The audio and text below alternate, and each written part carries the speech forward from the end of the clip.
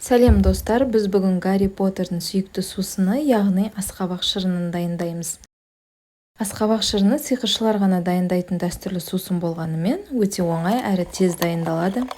Ол әдетте салқындатылған күйінде немесе мұз текшелерімен бірге ұсынылады.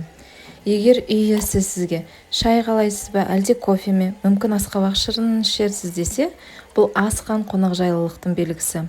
Қойғылт сары түсті сусын барша маңызды мерекелерде үстел басына қойылады. Тіпті Хогвартстың үлкен залында да. Сонымен біз түсіргелі отырған картинаның басты кейіпкері асқабақты қабығынан тазалап, тураймыз да 15-20 минут пісіреміз. Піскен асқабақты блендерге салып ұсақтаған соң шырынын сүзіп аламыз.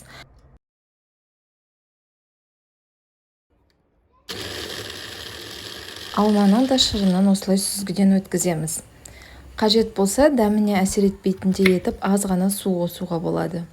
Енді екі сүзіндіні біріктіріп, оған өзге ингредиенттерді, дәлірек айтсақ лимон сығындысын, корица мен балды қосамыз. Бұл сусынның түпнұсқа дәмін ақш-қа немесе Жапонияға барғанда тематикалық парктерден көрсеңіз болады.